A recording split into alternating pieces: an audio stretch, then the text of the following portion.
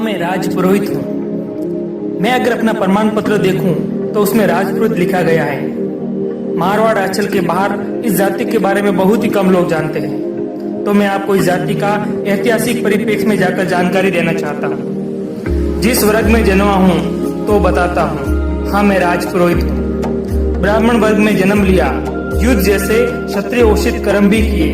एक अनोखी जाति हूँ जिसमें ब्राह्मण के गुण और क्षत्रियों के कर्म दोनों स्थापित हैं। खान पान में मांस मदिरा से मैं सदा दूर रहता हूँ, पर मारवाड़ में ऐसा कोई युद्ध नहीं लड़ा गया जिसमें मेरी सहभागिता न रही हो।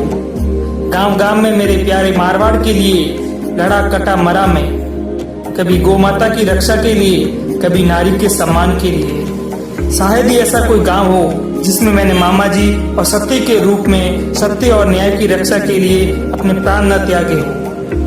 मैं कभी राजा तो नहीं रहा, लेकिन राठौड़ सत्ता जोधपुर में स्थापित हुई उसमें मेरा योगदान रहा, जो आज भी स्वर्णिम अंकों में अंकित हैं। राठौड़ों के आदि पुरुष राव सिंह जी के साथ राजपुरोहित देवपाल जी बनकर आया, जिसका राठौड़ सत्ता स्थापन में योगदान रहा।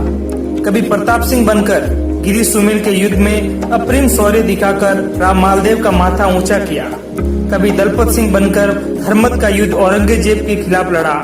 जिस प्रकार में लड़ा उसको याद करके तत्कालीन महाराज जसवंत सिंह भी फूट फूट कर रोए। कभी केसरी सिंह बनकर अहमदाबाद युद्ध में मारवाड़ की ओर से लड़ते हुए महाराज अभय सिंह जी को विजयश्री दिलाई। कभी गुमान सिंह बनकर राजा मान सिंह के प्राण बचाए, उस पर चले वाहर को खुद के ऊपर लेकर प्राण त्याग दिए, लेकिन मारवाड़ का मान कायम रखा। कभी बीकानेर में वीर जगराम सिंह बनकर बीकानेर की रक्षा की। उसके बाद उनके राज परिवार का विवाह मेरे आशीर्वाद लेकर ही संपन्न होता है।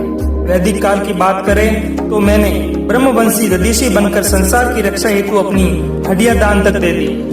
कभी परशुराम बनकर आतिथ्यों का संहार किया और अहंकार में मध्यमय में दूर राजा वंशियों का मर्यादा का पाठ पढ़ाया। कभी द्रोणा बनकर पांडवों को धर्म की स्थापना के लिए शिक्षित किया, फिर हजारों साल तक निर्धक रहा, भूखा प्यासा रहा, लेकिन सनातन की रक्षा के लिए वेद पुराण गा गा कर सुनाता रहा, पर धर्म को जीवित रखा। फिर मध्यकाल के कालखंड में मैंने चाणक्य बनकर अहंकार में डूबे धनानंद को पद चिन्हित कर चंद्रगुप्त जैसे बालक को पदाचित किया, और तभी मेरी शिखा खुली। सरक संहिता और सूचक संहिता जैसी पुस्तकें मैंने लोक कल्याण हेतु रची। जब मेरा इतिहास देखोगे तो केवल और केवल त्याग दिखेगा। पाली की रक्षा हेतु पालीवार बनकर लड़ा मरा में, पर स्वाभिमान पर आंच न आने दी। कभी अन्याय के विरुद्ध मैंने एक क्षण में कुल धारा के 84 गांव त्याग दिए थे।